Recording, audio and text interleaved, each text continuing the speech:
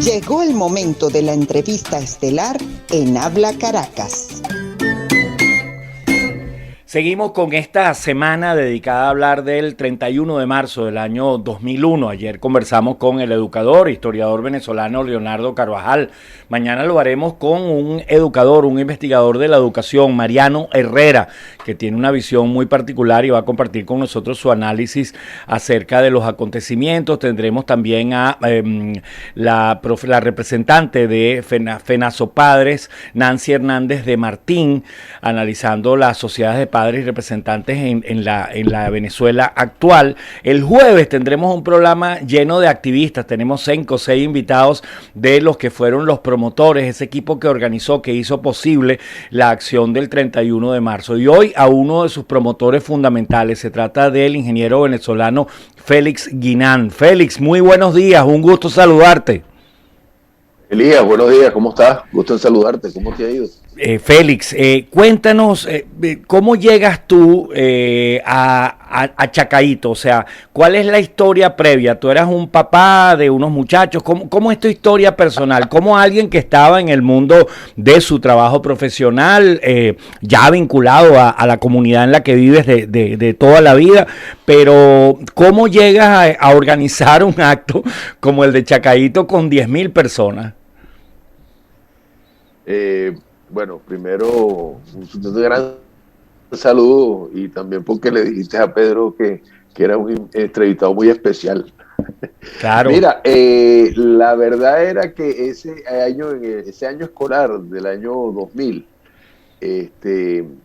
yo fui electo presidente de la Sociedad de Padres y Representantes del Colegio San José de Tarbes de la Florida, que era donde estudiaba mi hija Gabriela. Uh-huh. Y ya yo venía participando en la sociedad de padres de ese mismo instituto desde el año anterior. Bueno, efectivamente, pues digamos que ya uno familiarizado con cosas, yo estaba bastante informado, venía viendo pues que cuáles eran las intenciones y qué se veía detrás de los que nos gobernaban. Y yo dije, bueno, en algún momento nos van a dar duro con esto de la educación de nuestros hijos. Y dije, el ámbito donde no estaba desarrollándose o estaba pues colaborando, porque yo la verdad es que tenía mi vida profesional y trabajaba como todo, pues. Bueno, ahí pues yo recuerdo que empezó en ese año escolar y se dio una primera reunión de básicamente colegas de sociedades de padres, convocada por la Cámara Venezolana de Educación Privada, CAVEP, y eso fue como en septiembre, octubre, por ahí, no me acuerdo exactamente, pero fue en el Teatro F de Cámara, y fuimos una serie de sociedades de padres representantes, pues, y ahí estaba, evidentemente, estaba Leonardo Carvajal, ahí nos empezamos a conocer, pues, digamos, todos algunos de los actores de la sociedad civil de la parte educativa, que para el momento, pues CAVEP, me acuerdo que estaba Octavio Del Amo, que era el presidente de la Cámara Venezolana de Educación Privada, estaban evidentemente los directivos de la BEC, que era donde pertenecía el colegio donde yo estaba, y estaba también, bueno, mucha gente pues, de distintas sociedades de padres. Ahí, evidentemente, pues se habló mucho de todo lo que se estaba dando y creo que en ese momento, que para ese momento, acababan de salir el decreto 1011. Uh-huh. Y nos preocupaba pues a todos, pues no sabíamos exactamente por dónde iban los tiros, pero evidentemente pues ahí se manifestaron todos los que estaban ahí, pues y del peligro, sobre todo de que mediante ese decreto se nombraran unos supervisores educativos itinerantes que eran nombrados por el ministro directamente y no sin concursos, sin ningún tipo de experiencia y sin ningún tipo de carrera, pues, docente. Entonces, bueno, ahí ya se empezó a sospechar de que podíamos tener por ahí una entrada de comisarios del régimen o del gobierno en los colegios, y bueno, eso pues evidentemente no nos disgustaba, no nos gustaba y nos parecía que era una intervención indebida, y que podía traer consecuencias mucho más adelante. Entonces decidimos pues que esa era nuestra lucha, meternos de frente contra ese decreto. Y ahí se empezó, pues, ya tú sabes, intercambiar teléfonos, hablar a la gente, conocerse la gente, organizarnos. Y después recuerdo que pocos días después se organizó también una reunión, que ahí fue donde conocimos después a muchos de los integrantes del movimiento Nulidad 1011. Nos conocimos en esa reunión, fue por allá en una casa de, de una señora muy querida, y ahí estuvimos conversando también sobre cómo hacer las cosas y qué pasos íbamos a seguir. Y una vez que nos integramos ese grupo, yo recuerdo que decidimos que el primer paso que íbamos a hacer era acompañar la introducción al Congreso de un proyecto de ley de educación que estaba siendo promovido en ese momento por la Asociación Civil Asamblea de Educación, Sí, que señor. la liderizaba para ese momento, bueno, Carvajal, a quien entrevistaste ayer, ¿no? Y Fifi Pantin también recuerdo, que eran los líderes de esa organización. Ah, no, y Chudo Torrialba también, Chudo Torrialba estaba en esa organización, en la Asamblea de Educación. Y bueno, ahí lo que hicimos fue, digamos, multiplicar voluntades. Se hizo una convocatoria, me acuerdo, bastante sencilla, que era una carta que se pasó por todos los colegios invitando a los padres a que vinieran a esa manifestación, que se iba a dar el 19 de enero del año 2001. Así es. Y efectivamente, así es, hubo una convocatoria, la verdad, una convocatoria multitudinaria. Yo diría que para hacer la primera manifestación que se dio, fue una manifestación pequeña, pero ahí habíamos por lo menos como 100 personas, recuerdo yo, en el centro de Caracas. Y posteriormente se hizo la introducción en el Congreso, y de allí nos fuimos marchando, se nos ocurrió irnos marchando hasta el Ministerio de Educación para allí poder conversar o poder oír algunas palabras de quien para ese momento era viceministro de Educación, que era la señora Marianne Hanson, Sí, señor. que era de la promotora del decreto 1011. El ministro era Héctor Navarro, ¿verdad? Sí. Para ese momento, sí. Bueno, anécdotas más, anécdotas menos, pues eso pasó rápido. A nosotros nos pasó una cosa bastante particular en el ámbito específicamente del Colegio San José de Tarbes, y esto sí es una anécdota, que digamos que Navarro llegó y el ministro Navarro presentó la carta que había pasado el presidente de la Sociedad de Padres del Colegio San José del Paraíso, que era una carta, pues era estándar de todo el mundo, donde invitaban a los padres a que fueran a la manifestación del 19 de enero, pues. Y a él se le ocurrió decir, típica cosa, pues, de estos señores que nos han gobernado, incluyéndolo a él, aunque ella se haya separado después del, de la corriente del gobierno, que estaban amenazando con no dejar entrar a clase a las niñas que no firmaran la carta, ¿no? Wow. Y eso lo dijo él en un programa primero, y después le entregó la carta al presidente Chávez, y Sí, ese señor. mismo domingo el presidente Chávez, aló presidente, pues lo dijo públicamente: miren lo que están haciendo aquí en el Colegio San José de Tarbe. Bueno, vale, eso, como tú comprenderás, en la comunidad de las hermanas del San José de Tarbe, que para mí han sido unas santas todas, causó un revuelo terrible, terrible, pero al punto de que era un día domingo, y ese día domingo nos tuvimos que terminar todos yo incluido con toda la sociedad de padres en el Colegio San José de Tarro del Paraíso, dándole un poco de tranquilidad a aquellas pobres hermanitas que estaban pues realmente totalmente pues chocadas por que dijeran esa falsedad y esa mentira de ellas. Bueno, eso originó una reunión después con el doctor Navarro, con el ministro, fuimos para allá, porque ellas conocían a la esposa del ministro, a la cuñada, que tenía los hijos en la escuela, Se dio y por supuesto fue una reunión muy agradable, no se preocupe, nosotros no dijimos eso, no quisimos, pero usted sabe que la información la va. Eso fue una anécdota, como te digo. Después de esa reunión, él agarró, y yo me acuerdo que salió a un programa ese mismo día en la tarde mostrando la carta y diciendo lo mismo que había dicho el presidente el domingo anterior. Bueno, vaya anécdota. Esa anécdota, vaya anécdota, para que tú veas pues que estos señores se han comportado así desde hace 20 años. ¿Cómo se conforma, Félix, un movimiento? ¿Cómo es ese proceso agregacional, agregativo, y llega ese movimiento a convertirse, por ejemplo, en promotor de las adhesiones y luego del evento que nos convoca hoy, de analizar lo que fue el 31 de marzo del 2001? Mira, eso fue, chico, un trabajo yo te diría que fue un trabajo como de boca a boca, de muy contacto. No teníamos ninguno de los elementos, lo más que teníamos eran teléfonos celulares en esa época, y de muchas reuniones, muchos foros que se dieron.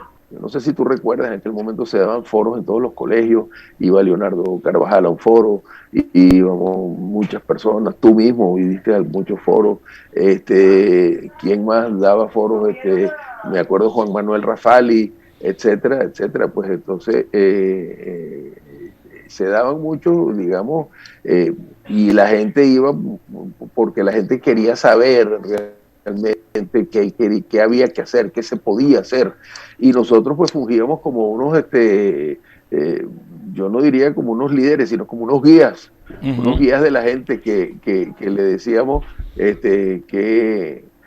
¿qué hacer? Bueno, vámonos al foro el miércoles que viene. ¿Qué hacer? Bueno, asista a esto, no sé qué, y la gente estaba muy motivada.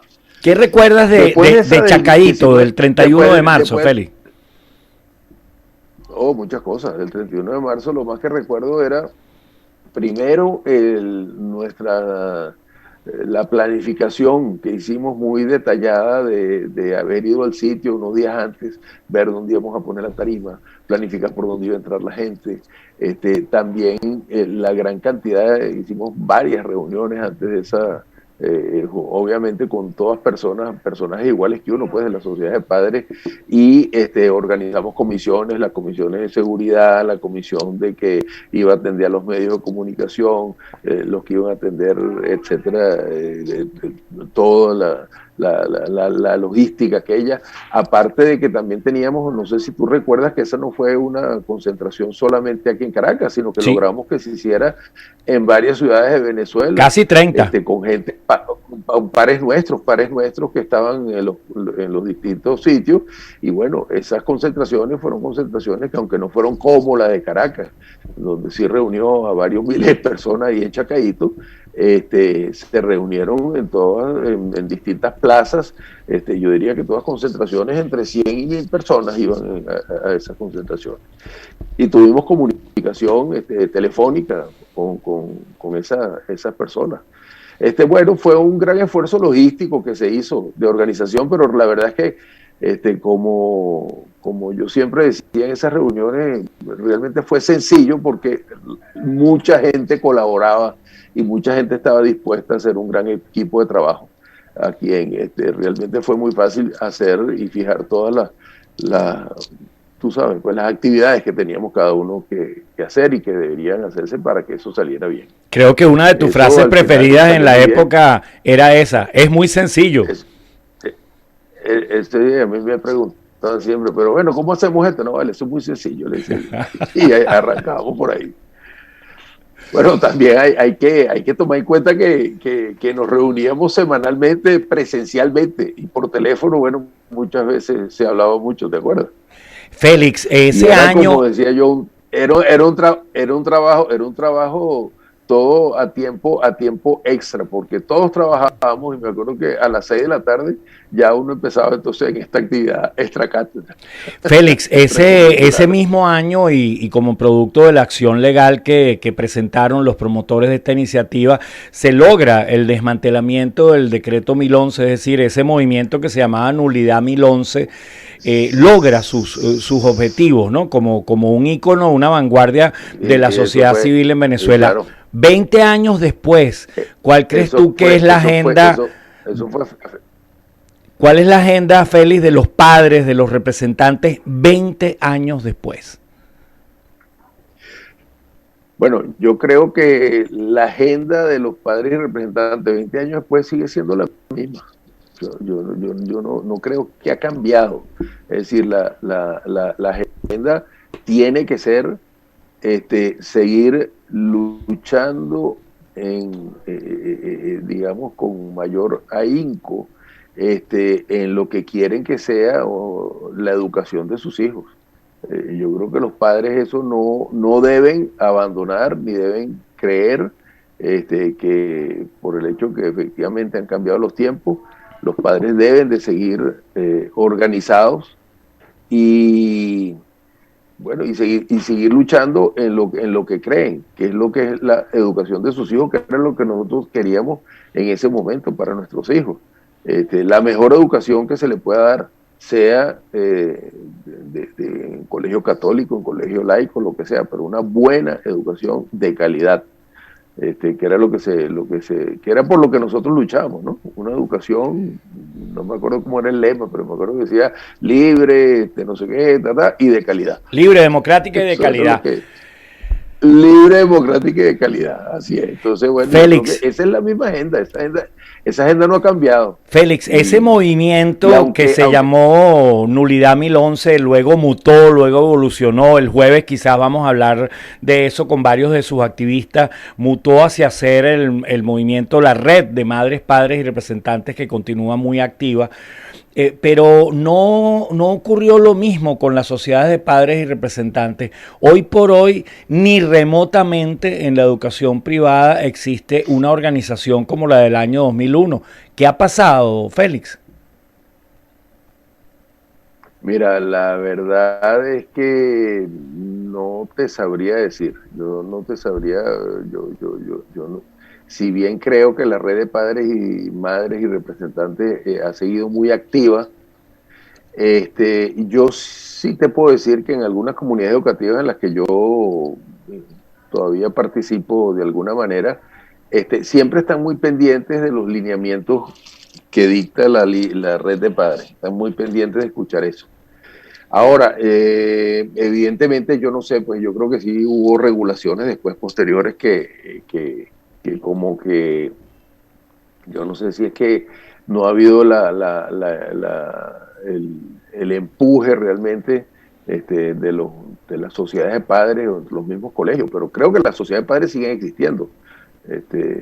Yo la verdad es que te pudiera decir que creo que ha habido como una especie de aplanamiento pues en lo que es el deseo de lucha o de seguir adelante, porque quizás a lo mejor lo que creen es que se sienten impotentes porque, bueno, no pueden hacer nada para cambiar el gobierno, pero es que ese no era el tema nuestro en ese momento.